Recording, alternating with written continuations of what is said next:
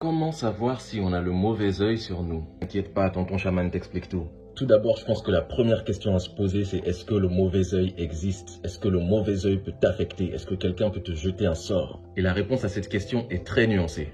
Oui, il est possible pour quelqu'un de faire un travail spirituel et énergétique pour te nuire, tout comme il est possible de faire un travail spirituel et énergétique pour faire du bien à quelqu'un. Mais là où la plupart des gens se font avoir, c'est à partir du moment où tu crois qu'on t'a jeté un sort ou que quelqu'un a mis le mauvais œil sur toi, tu lui donnes la puissance de te nuire. Je t'explique comment ça fonctionne. On a tous un taux vibratoire. Le taux vibratoire, c'est ton niveau énergétique, le niveau auquel tu vibres.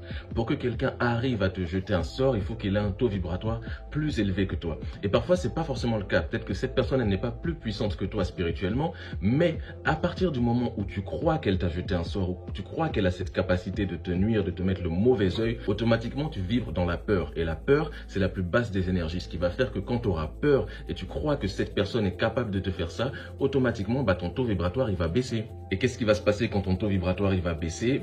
La personne aura un ascendant spirituel et puissant sur toi. Et là, le sort qu'il t'aura jeté ou le mauvais œil qu'il t'aura jeté fonctionnera. C'est un peu comme les personnes hypochondriaques qui croient tellement qu'elles sont malades qu'au final, elles développent les symptômes d'une maladie alors qu'à la base, ils n'avaient pas la maladie. Et au final, cette malédiction, c'est toi-même qui la nourris parce que dès qu'il va t'arriver quelque chose, tu vas croire que c'est à cause du mauvais œil. Dès qu'il va t'arriver quelque chose, tu vas croire que c'est parce que la personne t'a jeté un sort alors que ça peut être simplement des aléas de la vie qui n'ont rien à voir. Donc, dans la majorité des cas, le mauvais œil, c'est dans la tête. Plus tu es persuadé que tu es malchanceux, moins tu vas attirer la chance. Du coup, la première chose à faire pour te libérer du mauvais œil ou d'un sort que quelqu'un t'a jeté, c'est simplement d'arrêter d'y croire, d'arrêter d'avoir peur, d'arrêter de lui donner la puissance d'avoir cet impact sur toi. À partir de ce moment-là, déjà ton taux vibratoire il va se relever et ensuite il y a d'autres travaux spirituels que tu peux faire pour accompagner cette délivrance. Si tu as besoin d'aide pour faire monter ton taux vibratoire et développer tes capacités spirituelles afin de ne jamais être victime du mauvais œil ou d'attaques spirituelles telles les personnes qui te jettent des sorts, etc.,